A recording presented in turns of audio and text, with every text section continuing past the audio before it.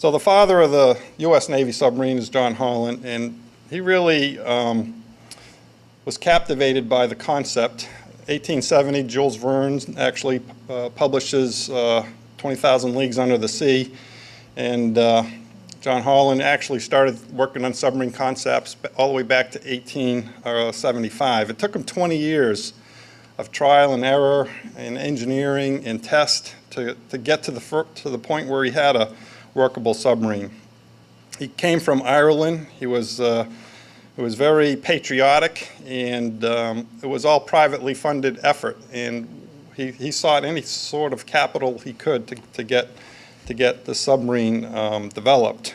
Part of the groups he worked with is an Irish revolutionary group that was totally against the Iron Fleet the British were building.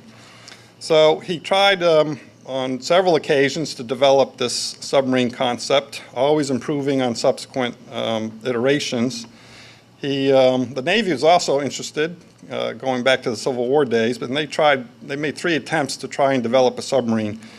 1887, 1888, and then 1993, they had competitions with the inventors of the time, all working submarine concepts.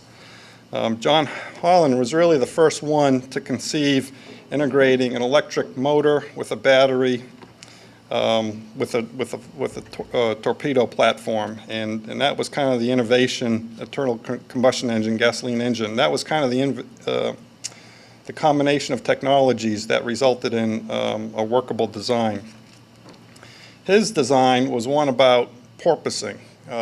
So he wanted to have ballast. He wanted to be able to submerge and go to the surface quickly. Other inventors of the time, some may note Simon Lake was one, he was interested in the submarine for salvage operations. So he had different concepts and different types of technologies. So eventually, John Holland won out. And if you take a look at this picture, you can see some of the basic things. It's 53 feet long. It's 10 foot 3 inches wide. It's as wide as be 74-ton platform. It had a 50 horsepower electric motor in it, and it had a gas engine, auto-fuel gas engine there. You can see a storage battery compartment. You can see a torpedo gun, and then you can see ballast tanks. And this concept allowed it to actually go on the surface at 7 knots or submerge for 5 knots, and it had a range of 1,500 nautical miles. So it was really the first workable, functioning submarine that had been developed to that date. Now, Teddy Roosevelt actually rode on this ship in 1898. The key guy that really, John Holland was an inventor, okay? He wasn't really a businessman. He went from one source of capital to another, always peddling his idea. The real businessman is the guy in this picture, Isaac Rice, and he was really kind of like the father of the modern corporation. He actually founded Electric Boat as a company. He was a German immigrant, a railroad lawyer, and he was, at the time of acquiring Electric Boat and creating that company, he was a wealthy man. He taught at Columbia. He founded Fortune magazine, or Forum magazine, and he invented a famous chess move called the Rice Gambit. So he actually took a plunge in the Holland on July 4th, 1898, and he was convinced that was the way to go. Now, his fortune was made in electric batteries, and electric batteries at the time was all the rage, going all the way back to the World's Fair of 1888. And electricity was being applied in all sorts of applications, which included taxi cabs in New York City. It included electric launches. Just about everywhere where you could use electricity, people were looking to use electricity, and the battery was an essential part of that. It was an invention that was evolving at the time, and it served many industries, so there was a great demand for batteries. So he basically headed 15 companies at the time, and in 1898 he absorbed this Holland torpedo boat company that John Holland had started. He combined it with an electric launch company that was making electric launches for wealthy folks, and he capitalized the company for $10 million. And he formed a corporation. The birthday's on the slide there, February 7th, 1899 is the birthday that we have Electric Boat. Now, Electric Boat at the time didn't have a shipyard. It had basically a facility at North Suffolk on the North Fork of Long Island. That's where they tested the Holland. And then there was a facility or office on Broadway in New York City. But his business strategy was acquiring monopolies, and at the time, Electric Boat was a monopoly. He also, his business strategy was acquiring patents, and that becomes central to survival of the company in the next decade. So he was after patents and monopolies, and it's interesting to note that Electric Boat had a monopoly in submarines for the U.S. Navy till 1908 when Simon Lake got his first submarine contract. The Holland here, this is basically the keel was laid in 1896 at Crescent Shipyard in Elizabethport, New Jersey, and it basically sunk at the pier and due to a worker error, and it had to be dried out. So Frank Cable of Electrodynamics, who was combined at Electric Boat at one point, joined the company in 1897. He was a central engineer for the company for many years. And it basically took about 3 years to get the Navy to buy this thing. But the picture here shown isn't a picture taken in Long Island Sound. It's a picture actually on the Potomac River. So Isaac Rice, he was a shrewd businessman. He knew how to get things through, and he basically went for an overhaul in the winter of 1899, and then in 1900, he sailed it on the Potomac River in front of all the congressmen and senators, and they saw what a marvel this thing was, and a short time thereafter, he got the contract from the Navy. And it's also interesting to note that Admiral Dewey at the time was a witness to this exhibition on the Potomac River. So that's basically you know, how Isaac Rice approached business. Unlike John Holland, he brought the Holland down to where the money comes from, the U.S. Congress. This slide is really a picture of the Holland in New York City Harbor, and it basically joined the fleet on April 11th, 1900. So that's really the birthday of the Navy submarine force. It was really an immense sensation at the time. It got a lot of press coverage in the newspapers. This picture always amazes me, and if you look at the guy on the back of this, the stern of this. This is the Fulton. It's basically a prototype submarine that Electric Boat built on private funds as a demonstrator. The guy looks so nonchalant back there while everybody else is kind of holding on for their dear life. What happened here is, so this, as I mentioned, was a prototype. It was built at the Nixon Shipyard in New Jersey, and Lawrence Y. Spear was a trained naval architect. He actually had been highly critical of submarines until he actually had a ride on the Holland in 1901. He witnessed a record endurance run of this submarine, 15 hours submerged in the storm raging above. So that kind of sold him on this whole idea. He joined the company in 1902, and he would play a significant role in the company for the next 50 years, and we'll talk about some of those contributions in some of the later slides. So what happened after the Holland was became a part of the fleet. The Navy wanted more. On the left side of this slide is two of the early classes, the A classes. The A class, there was 5 submarines ordered by the Navy, and the B class with the Tarantula down on the lower left picture. So there's basically in 1903, there's 6 A-class submarines ordered. The second Plunger, the second one was the Plunger, and they were all built at different shipyards, 2 of them, 3 built at Crescent Shipyard, New Jersey, and 3 at Union Iron Works in San Francisco. So Electric Boat at the time was a design house. It had designs for submarines, and it bought the engines from suppliers, mainly Four River Shipyard in Quincy. It also outsourced the construction of the submarines to different shipyards. And that was actually a fortunate thing, because having a footprint like a shipyard in those days, when the market was unpredictable and the actual demand was unpredictable, might have been a big liability for a fledgling company like Electric Boat. Every subsequent design in the early years was an improvement on the previous. But you basically had little capital, and you had to manage that very carefully. John Holland didn't see eye to eye with the people that were running the company. Lawrence Spear was one of them, Frank Cable another, and obviously Isaac Rice. Typical that the inventor doesn't get along with the company that takes his inventions. So what they were trying to do is change the design, the way they thought it should go. And so there was basically some hard feelings that came over the next few years, and John Holland actually left the company in 1904. He never really had the opportunity to continue to develop the submarine after that because Isaac Rice bought all his patents and he had no intellectual property to use. Every time he attempted to do something, he was threatened with a lawsuit, and that's business. The other thing that was fortunate for Electric Boat in the early years is they had the opportunity to sell submarines or license submarine technology to foreign countries, and this became an important part of Isaac Rice's strategy. He preferred to license and live off of royalties as a source of revenue for the company, and he did that with most of the countries he dealt with.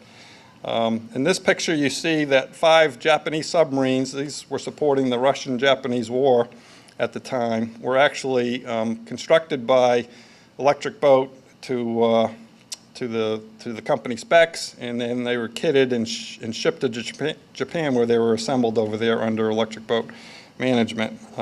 There's 5 submarines in the picture that were provided to Japan, but as I mentioned, Isaac Rice's preferred business model was to license other shipyards to build to the EB designs, and there were a number of different countries, which included Turkey, Venezuela, Mexico, Sweden, Norway, Denmark, Russia. Just about everybody out there wanted a submarine. And one of the license agreement was very, very, very successful for almost 40 years. That was the agreement with Vickers Shipyard in Great Britain, which made 61 submarines under the EB licenses. Next slide. So anyway, the early years went pretty rocky until the market started to solidify. One of the things that helps to solidify a market is a war, and the other thing here was that the gasoline engine was really a problem for the submarine at the size of the Holland. So there was some folks on the technical staff of the shipyard, or Electric Boat, that were interested in opening up a diesel manufacturing operation in Groton, Connecticut. And that later became the New London Ship and Engine Company on the site of the former Eastern Shipyard on the Thames River in Groton. Now, originally, the directors of the company in New York didn't want to have anything to do with this deal. So, but people with vision, L.Y. Spear and Frank Cable, knew that the diesel was the future for the submarine.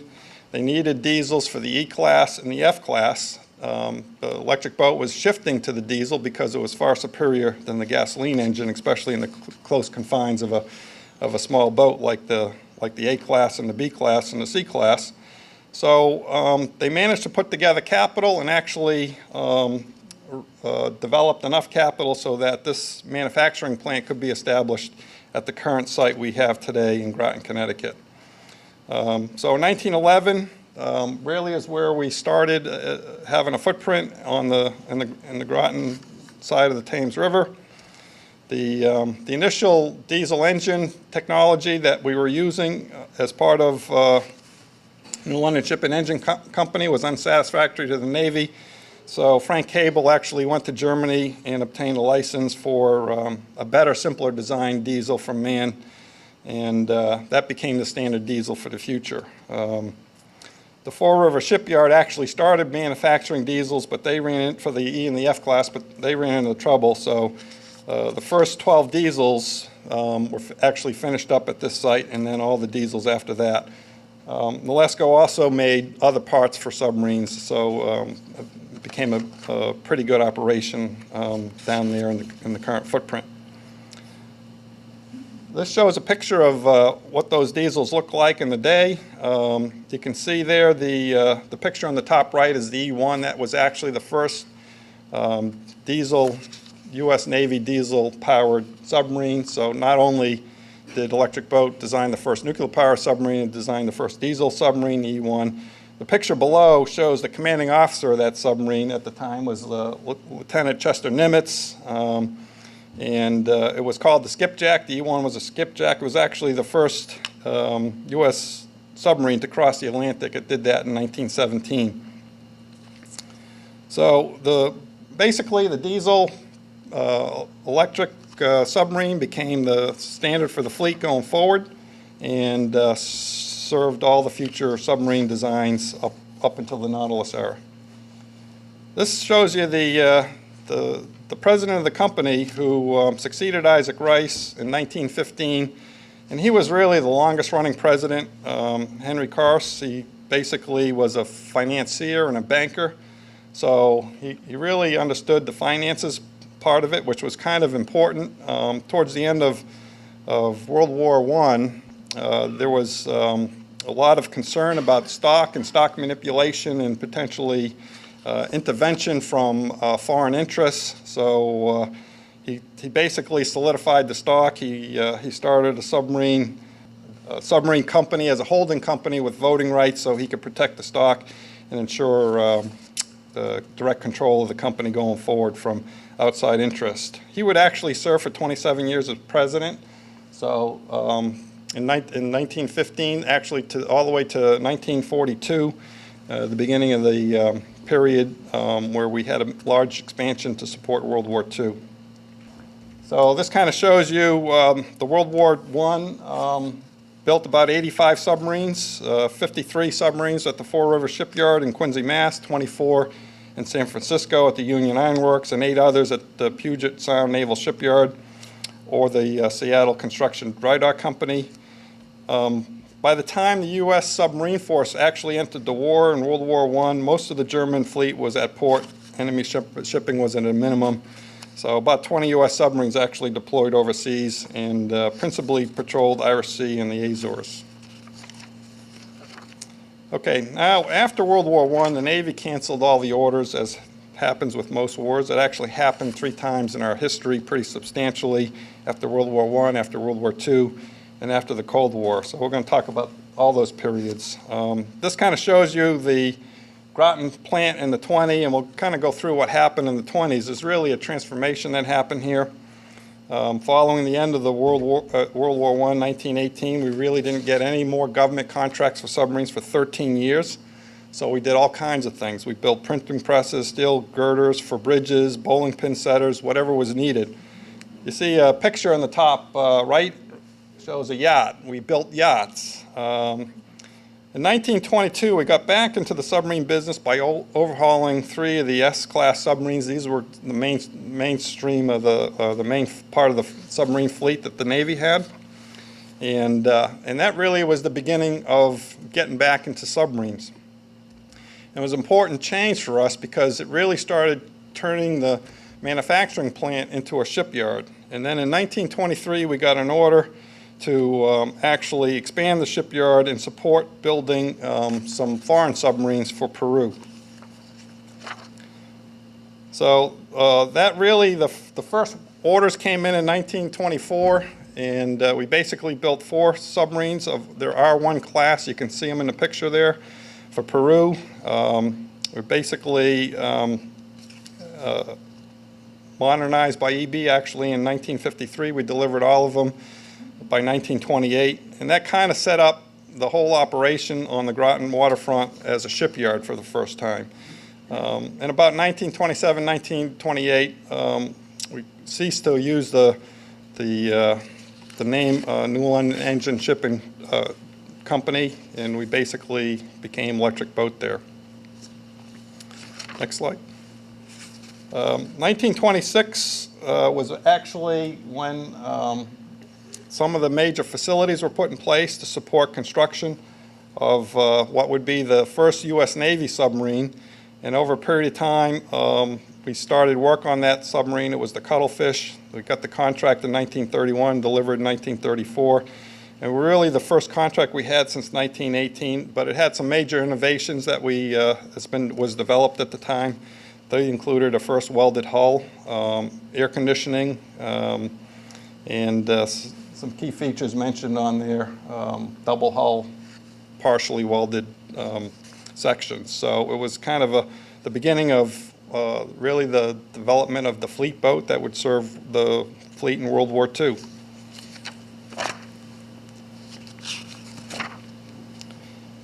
So now we get to L.Y. Spear, also known as Mr. Submarine.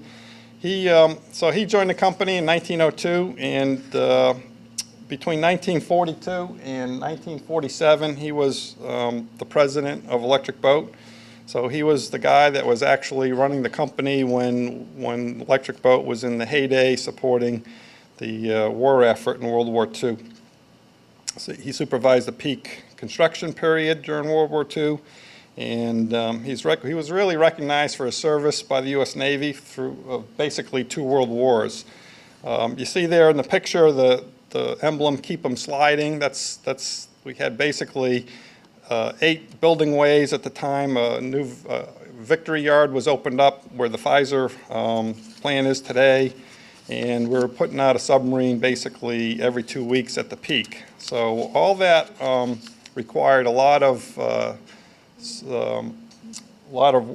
expansion in the workforce and expansion in the facilities, and we'll talk about some of the key attributes of that expansion. If you go to the next slide, you can see in the top corner the elements of the Victory Yard. You can see we went, the employment went basically to a peak of about 12,500 people from about 2,500 in 1940. So that's a lot of people that came in. A lot of programs were implemented, innovative programs at the time to support the growth in the workforce that required to do that work.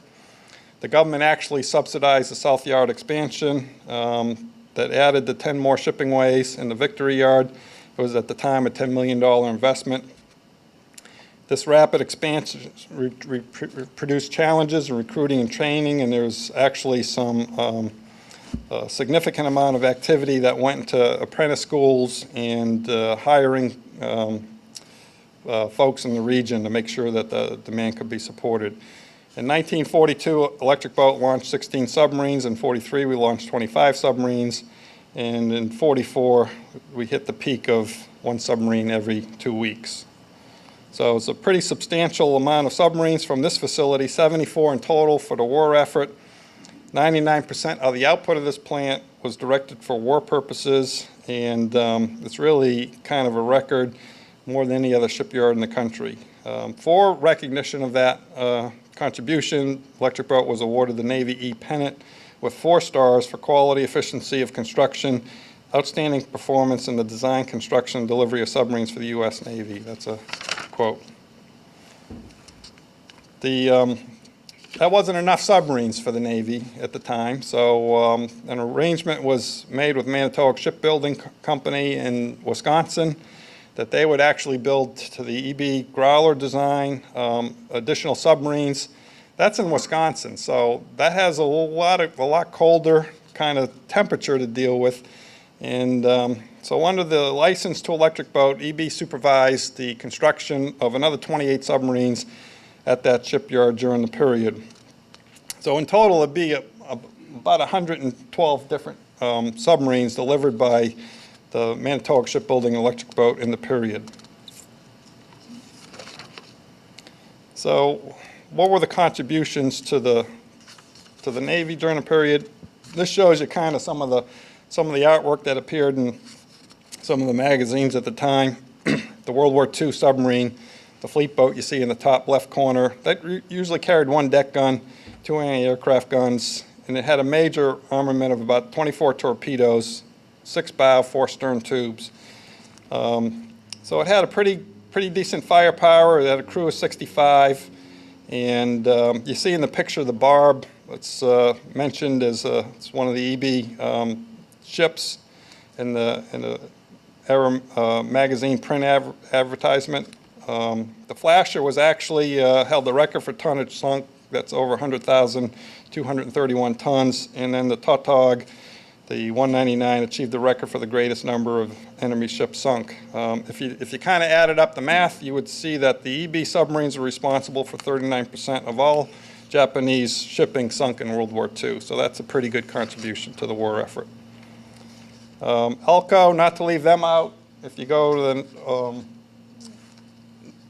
next slide, you see a familiar face there. John F. Kennedy is in the picture on the top right. He was a PT boat commander, and you can see that the sister division, ELSECO, at the time converted its enterprise to war efforts, building torpedo boats, and you can see that in the picture. Significant number of PT boats were delivered by ELSECO in the period, 398 shown on the slide there. And the interesting thing about this is there's a connection that would come following this. John F. Kennedy's wife, Jacqueline Kennedy, actually was a ship sponsor of the Lafayette in the 60s when we launched that boat. So there's a connection that actually spans over 20 years there in that one. John J. Hopkins was president of Electric Boat. You can kind of see the years there, 47 to 52. He joined EB in 1937, became vice president 1942. He was a pretty driving man. The words he lived by was grow or die, you know, so he was interested in growing, obviously. So he was basically served as president after these difficult years after World War II. There was, again, as with World War I, a lot of cancellations. Over 40 submarine contracts were canceled in 1944. So he basically, in 1948, as president, purchased Canada Air, which was kind of undervalued at the time, and he started to create a corporation. But the name Electric Boat didn't really jive with having an aircraft operation. So that's kind of the motivation to creating a corporate entity that would actually be beyond the scope of electric boats at the time. So he's the guy that basically, when asked by Admiral Rickover, hey, you want to do my Nautilus nuclear-powered submarine? And he unhesitatingly said, yes, we're all in. So he took the call, and as you can see in the picture, about 80 years after Jules Verne's published his novel, you can see that we were off embarking on a nuclear-powered submarine development with Captain Rickover leading the charge there.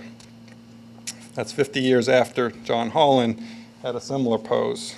So the issue with the World War II diesels is the problem of prolonged submergence. It's still unsolved, and nuclear power kind of was the solution to that.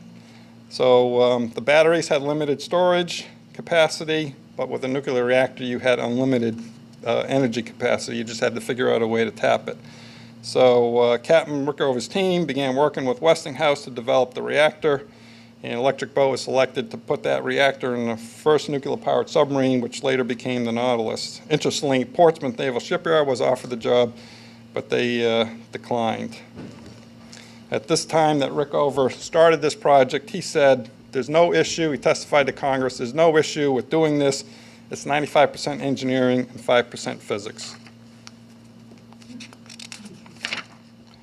So, the Nautilus.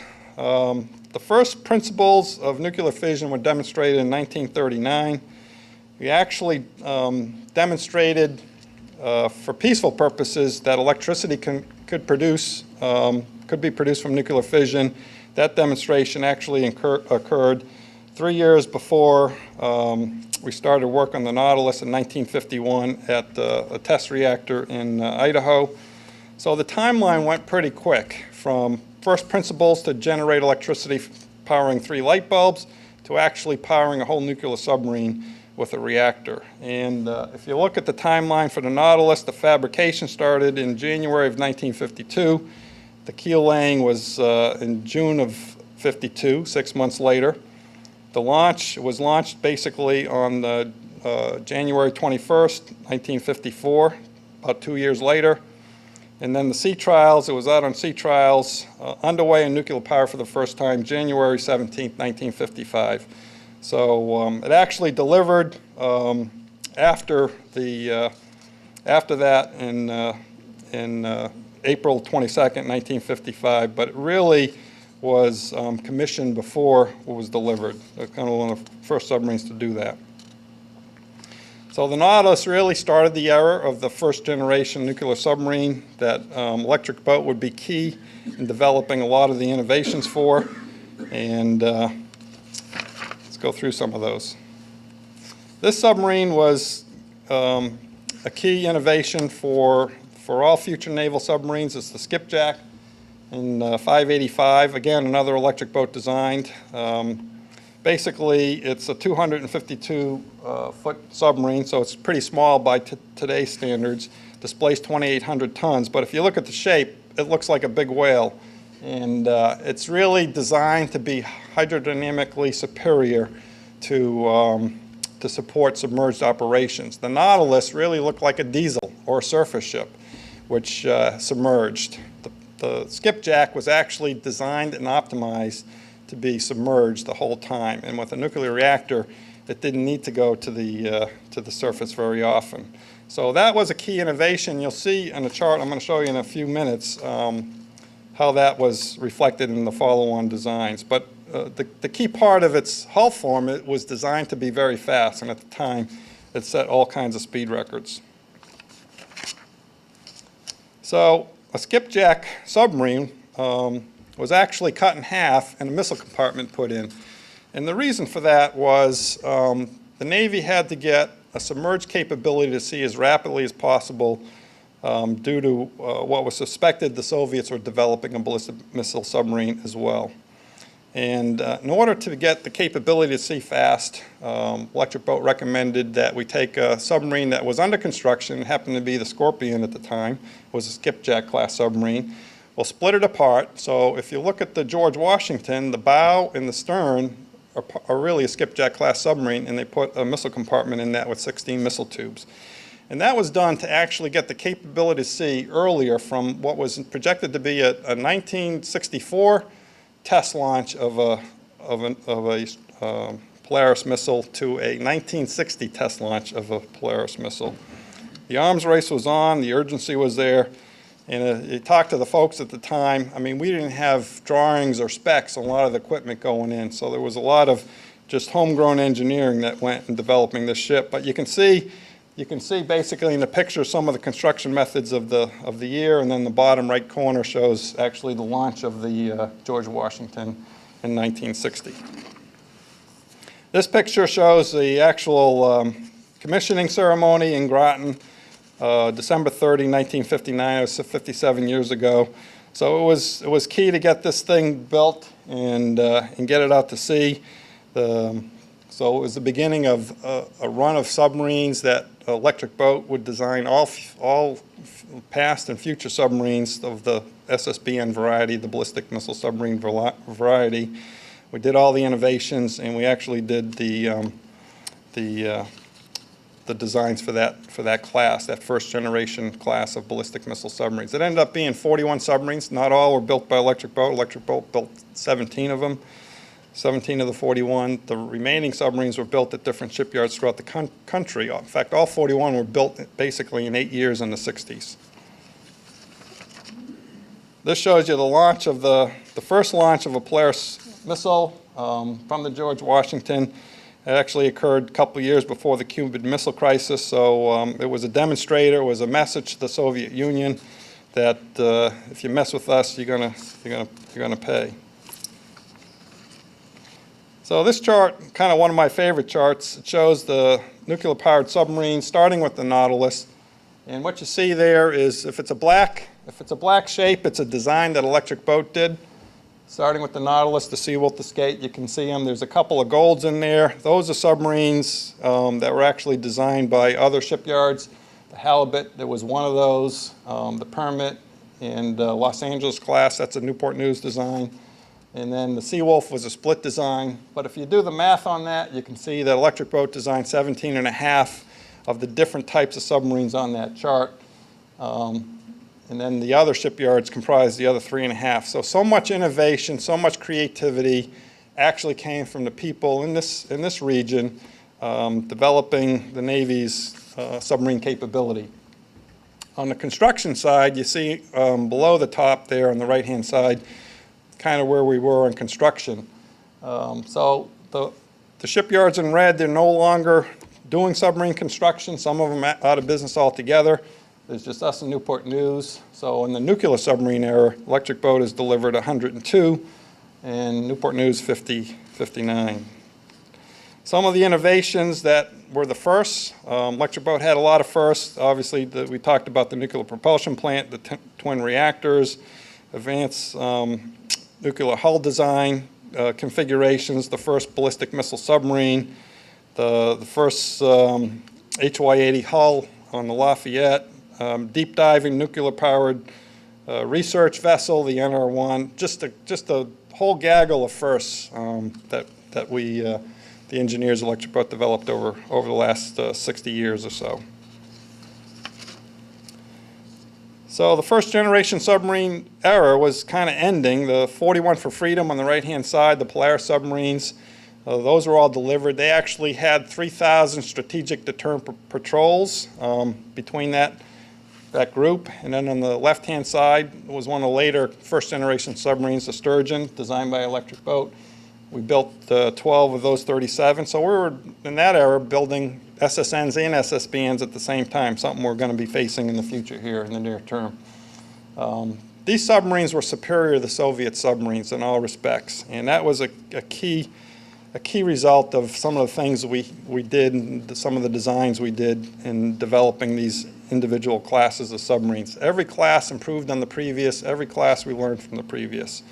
So as the Cold War progressed, our submarines became better and better and better against the adversaries, both holding the SSNs at risk and the Soviets' SSBNs at risk at any time with impunity, all due to the technology that went and the innovation that went in the submarines we designed. We lost the numbers game with the Soviets in terms of fleet sizes, but we had it in technology and capability and stealth, and that's really what you needed. So the second generation of submarines, really, we had the support and every other generation demand on SSBNs.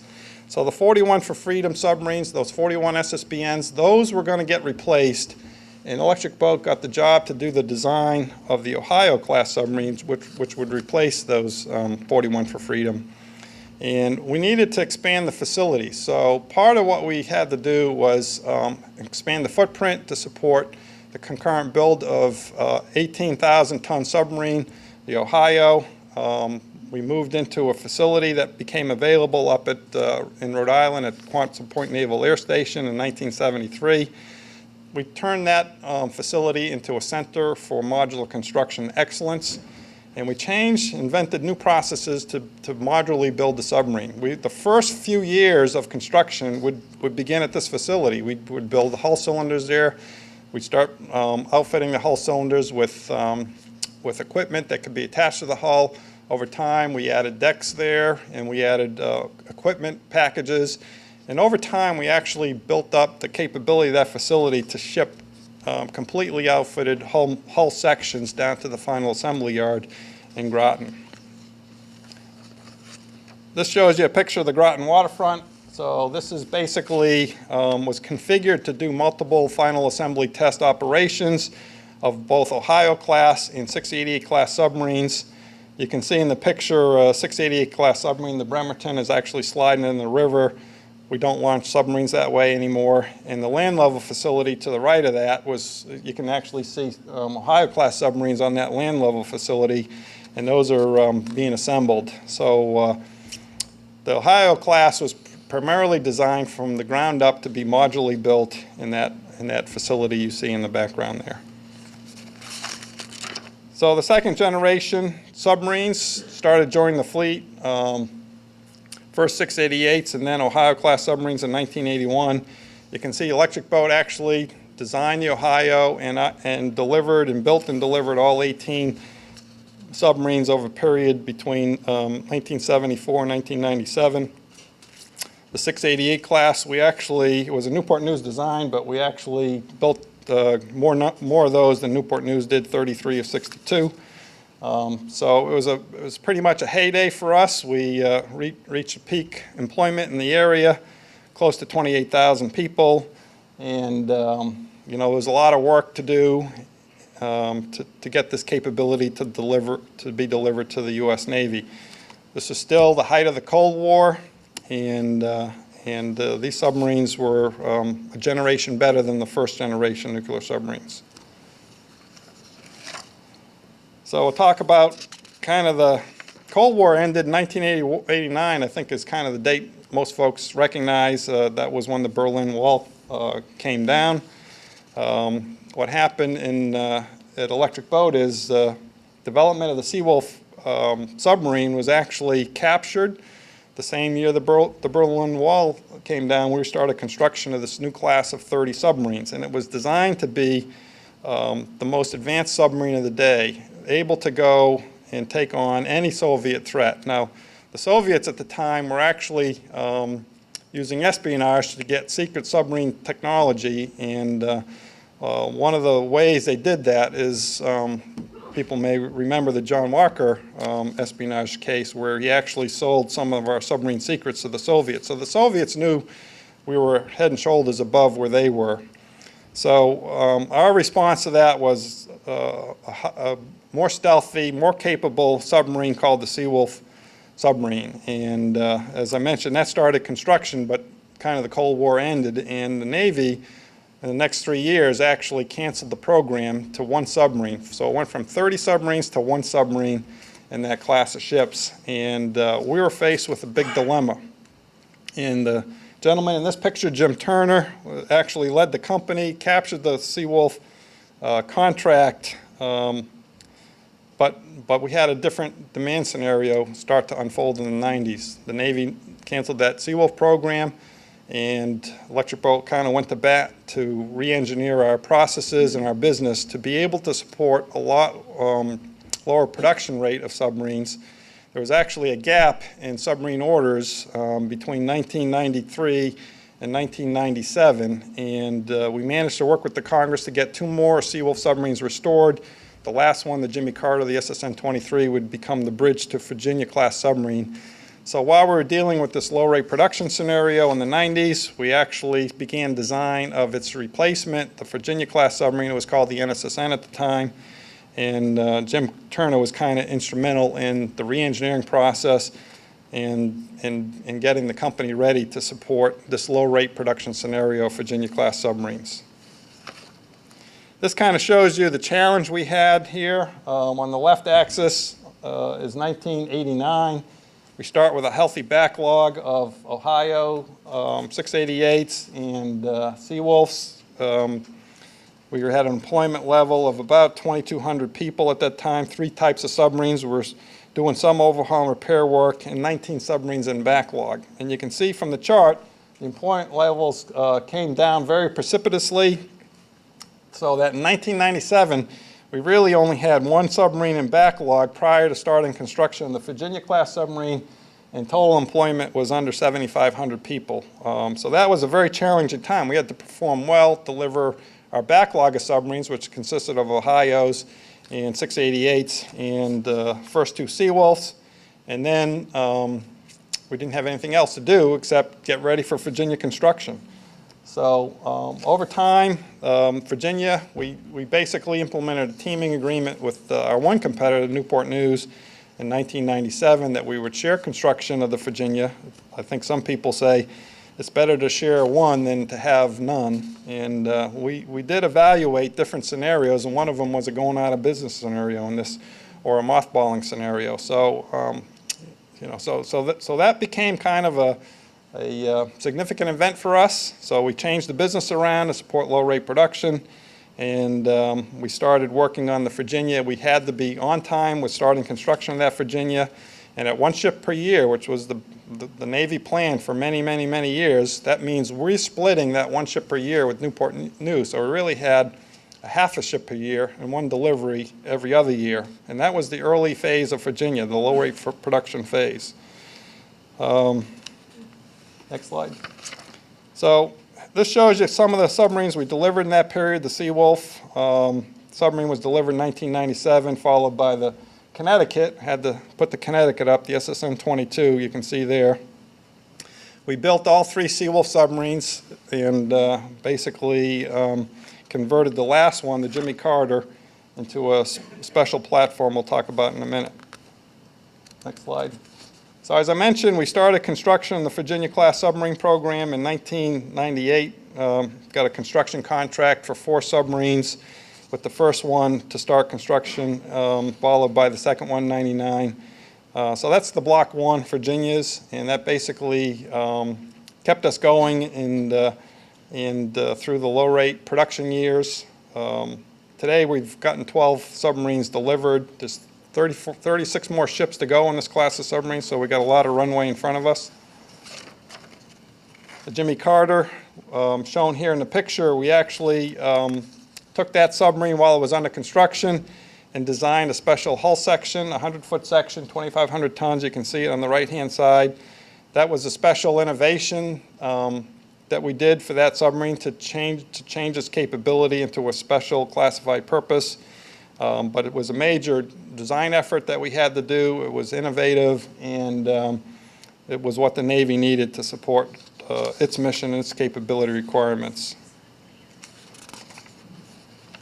We also, in that Jimmy Carter, we delivered, the same year we delivered the first Virginia-class submarine, was delivered in 2004, December of that year. So we delivered 2 submarines in 2004.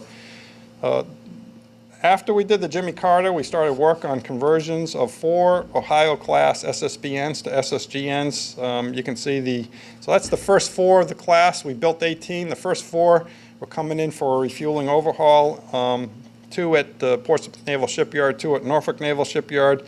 Electric Boat got the job actually to take that, all the strategic systems out of that missile compartment and convert it to a tactical mission involving Tomahawk strike weapons. You can see in the picture we basically took the 24 tubes. We had some special tubes for experimentation purposes, converted some tubes to support SEAL operations while submerged, and then the remaining set of tubes were converted to support Tomahawk missile launch. In addition, we had a big capability that the Navy valued and design build in our processes for developing technology and integrating them in platforms. On the left-hand side, we worked with Newport News on its carrier design. We had a lot of capability and to support them in the propulsion plant area. So we had folks from Electric Boat over a long period of time supporting that program. And then on the right-hand side, the Astute. The Astute is a program, SSN program in the UK. In the UK, had a little bit different situation. They really lost their capability to develop an effective submarine design, and they were struggling getting this ship designed. So they asked through the Navy, Electric Boat, to help out, and we used our tools and processes mainly in the design area and the construction planning area to get that program so that they can actually deliver a submarine. It takes them a lot longer in the UK to deliver those first few Astutes than we were doing on Virginia. But that's just a couple places where we apply our Yankee ingenuity to other areas of the Navy and to help our allies. Okay, so a little bit on the future to wrap things up. So today we're 14,100 people. You know, we got a pretty bright future. You can see the lines of business there. Submarine construction involving Virginia class. There's 2 blocks to build, yet to build. We have major design efforts supporting the fleet and supporting construction, as well as designing new capability for the Navy and the Ohio replacement program and the Virginia payload module. We'll talk about that in a minute. We still have an active business in maintenance and modernization supporting the Navy availabilities and fleet. And you can see kind of the percentages of our business, nearly 2/3 in construction, about 1/3 in engineering design, a little bit on the overhaul and repair side. So it's a pretty good portfolio of capability there.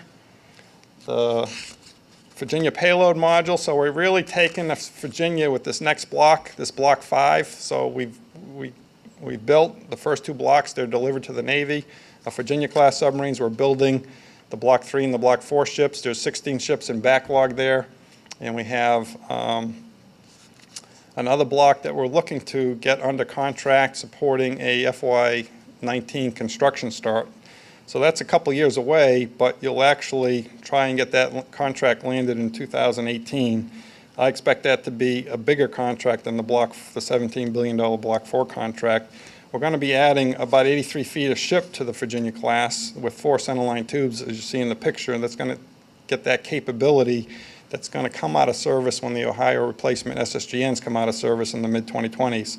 So, so that's going to be an important capability for the Navy for precision strike using Tomahawk. You'll be able to use this platform for other payloads that get developed over the period, and it's going to be a good program for EB to complete this design and get it under contract.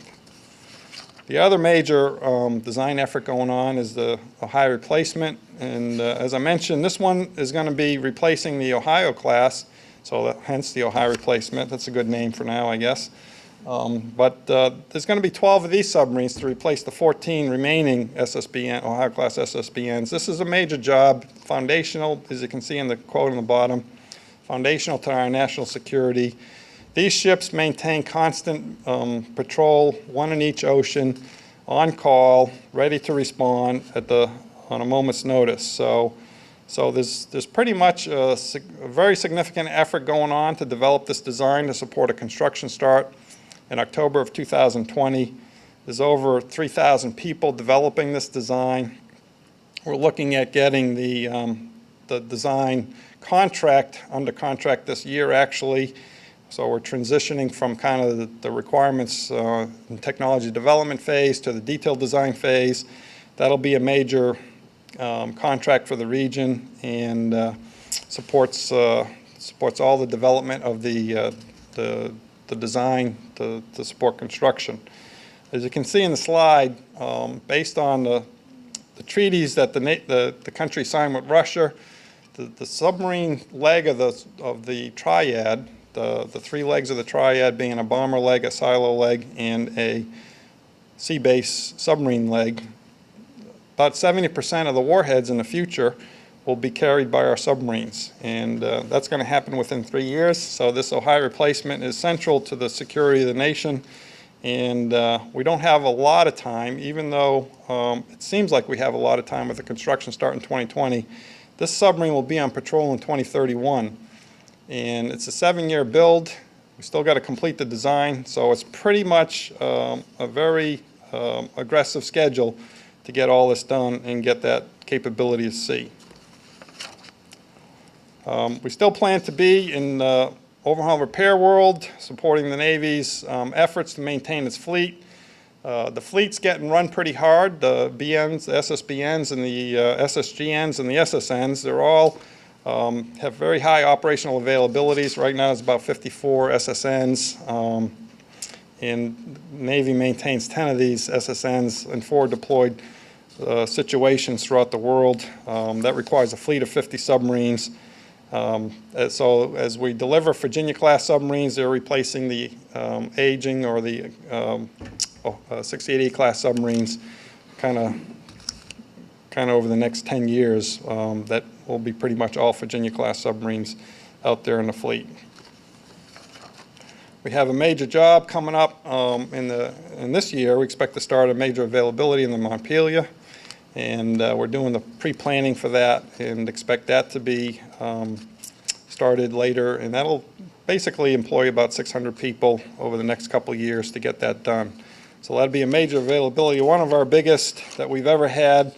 The other thing to note is the Nautilus is coming back to the yard, coming back to where it was born for availability, preservation availability, inspection, and so forth. So that'll be an opportunity to get that ship back 60 years later. This shows you kind of where we're headed in terms of demand. The left shows you what happened on the trade side, where we did Ohio class submarines and 68E class submarines concurrently. We had a very high demand. We're bringing a lot of people in the yard, both at Quonset and in the Groton Shipyard.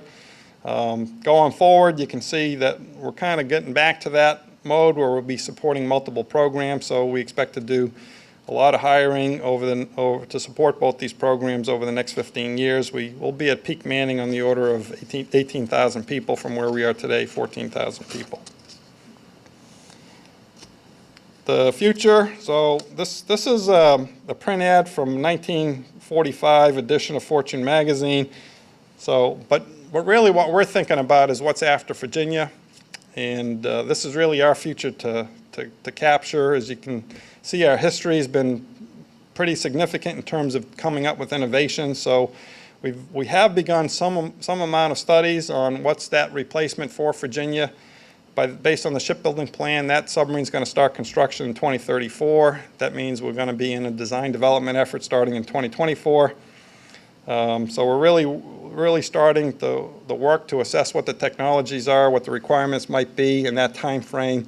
We have a conform group that works that problem along with folks involved in technology development. In some cases we're working with the Navy, in other cases we're working with our own private IRAD funds, which has been the heritage of the company all along. And it's really our future to develop and characterize. So we'll just wrap up on a couple quick notes here. So you can see from the slide, 16 ships on the backlog right now. That's the remaining Block 3 and Block 4 submarines. 11 submarines are under construction at any one time. We got really a good employment outlook. You can see that we're working on positioning the company for growth. And we continue to want to be a strong citizen in the region. Our priorities are on the right-hand side here. Safety, obviously, performing on our backlog so we can demonstrate value to our company, and continuous improvements, the key part of that strategy. And then workforce development. We know we're going to be transitioning people into the business. We need to transfer knowledge of the folks that have been there. We need to get people to be productive on day one when they start work at Electric Boat. So I'll end on this slide. Just to go back to the 100 years ago, 2015, back to 1915. You know, we were a fledgling company in 1915. I kind of talked about some of the history. There were 37 submarines in the fleet at that time. Of those 37 submarines, 33 were built by Electric Boat at 4 different shipyards. Basically the D1, the D2, the D3, and the E1. Those were the 4 submarines of the first 7 that arrived at the submarine base in 1915. That E1, as I mentioned, was the first diesel submarine. So we basically you know, have a pretty proud tradition. It's closely aligned to the growth of the submarine base up at upriver, and we work very closely supporting the submarines that are there. The 15 or 16 submarines are there, and we're glad to look ahead for another 100 years. So I'll be right here if you want to come up and chat. So.